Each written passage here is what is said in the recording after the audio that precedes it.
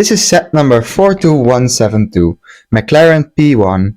It was released in 2024. This set contains 3,893 pieces and weighs about 7,371 grams. This video will be a little bit different than the others. I will highlight every bag separately and the speed wheel will still be in the corner of the video. This will make it hopefully so that the videos are easier to watch. Alright, let's get back to the video.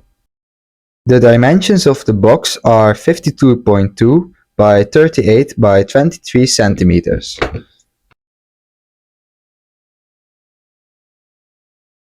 When we open the box, we get some pictures of the real life and the Lego version of the P1. This set consists of 3 boxes, each with bags with pieces inside. We have a total of 23 numbered bags, 4 unnumbered bags and 2 booklets. This set contains no stickers. Next I've taken some pictures of the first booklet and you can slow down the video and pause to get a more detailed look at them.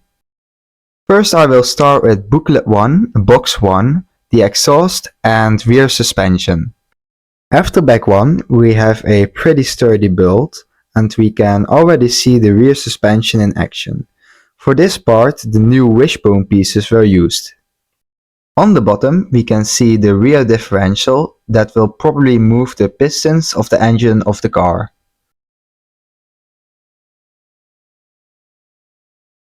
We can also see some white beams that will probably be used to mount the brakes of the car.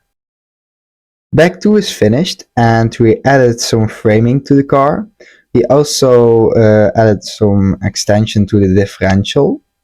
At the back we added the gear. This will probably be used to raise and lower the spoiler of the car when it's finished. We also added some detailing to the top for the exhaust.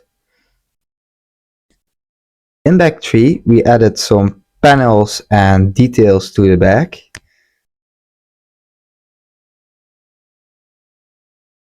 We also added some extensions for the spoiler, where the spoiler will be mounted later.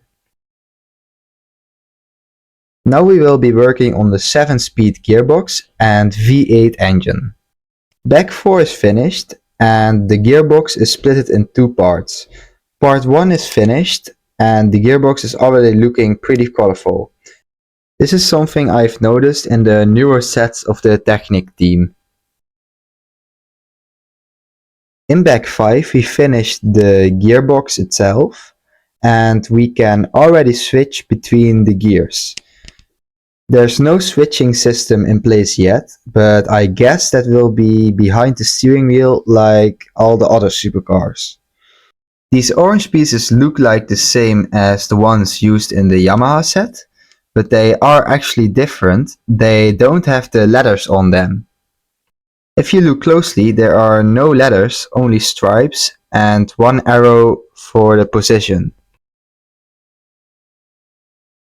Bag 6 wasn't very big and we only added some framing to the sides and to the bottom of the gearbox. In bag 7 we connected the 2 pieces together. We also added the first printed piece as detailing.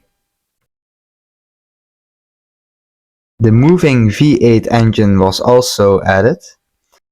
This car is a hybrid, so if we look at the bottom we can see a piece that's probably gonna be used as the electric motor. Now we will start with the hybrid mode, E mode and interior. Bag 8 extended the chassis of the car and we also added 2 switches from which we don't know the function yet. A axle connected to the gearbox for switching between the gears was also added. This is probably where the switches behind the steering wheel will be connected. At the end of bag 9 we added the driver and passenger seats. We also added the switches behind the steering wheel. They have the same principle behind them as the other supercars, but use different pieces.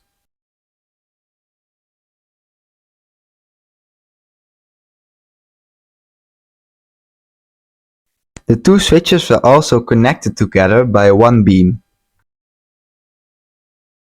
In Bag 10, we extended the chassis of the car to the front.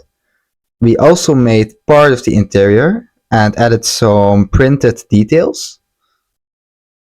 These include the air conditioning and the display for the menu of the car. The model was also reinforced at the side of the car. The printed piece with the unique code of the car was also added. Now we will start with box 2 of the set, the door mechanism and the sides. Bag 11 made the door mechanisms. They make clever use of the spring piece and it can be locked in compressed mode and extended mode. The function doesn't really work yet, but we probably get a better look at it when the doors are finished. After Bag 12, booklet 1 is finished and we added some panels to the sides with some very creative ways of getting the angles right. At the end of booklet 1, we get one more picture of the car. Booklet 2 continues with box 2 and we start with the front suspension and steering. In Bag 13, we make the front suspension and the steering. The steering is connected to the steering wheel, like the other supercars. We also added some details, like the speedometer and a logo to the steering wheel of McLaren. Bag 14 adds some framing to the front, some plates, and a hole that's probably gonna be for the bag that comes with the set. In Bag 15 we make part of the roof, and we use some pieces for the frame next to the windshield that I have not seen yet. And after searching on Bricklink, I found out that these pieces are actually new. I'm interested to see how these pieces will be used in other sets. Next we'll be working on the front bonnet and the headlights. After Bag 16, we added some panels to the front and started detailing. We also used some system bricks at the front. Bag 17 introduces the headlights, and we use some tooth or claw pieces to get the shape of the headlights right.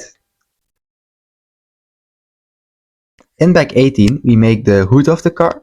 We also make an axle piece that can be used to hold the hood of the car up.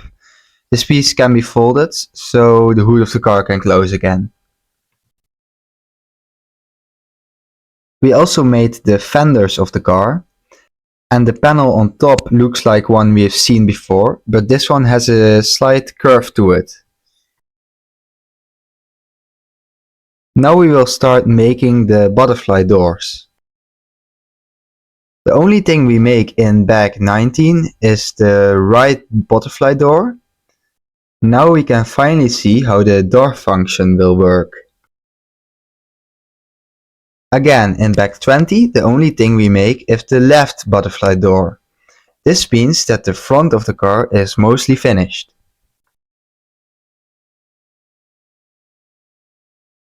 Next up is the last box, and we start with the rear clam and spoiler. Bag 21 contains the first part of the back of the car, and on the top there is a printed McLaren logo.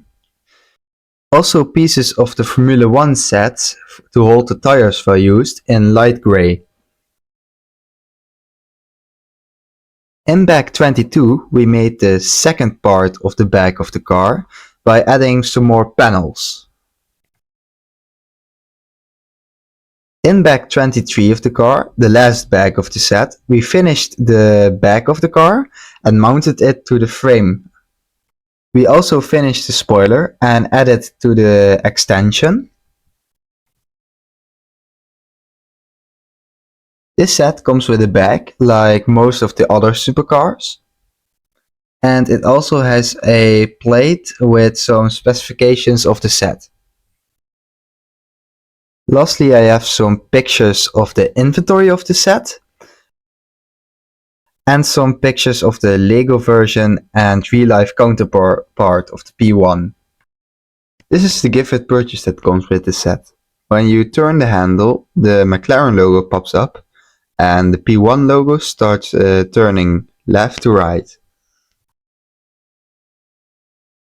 This set has some features, but it's mainly designed to be a display set. You can open the hood and use the axle inside to keep the hood open. Inside there is place for the back of the set. Some of the other supercars also come with a bag. If we turn the car to the side, we can see the door with the scissor mechanism. This works by using a spring that can be left in the opened and closed position. If we move the car forward a little bit, there is a knob on the back that can be turned to raise and lower the spoiler.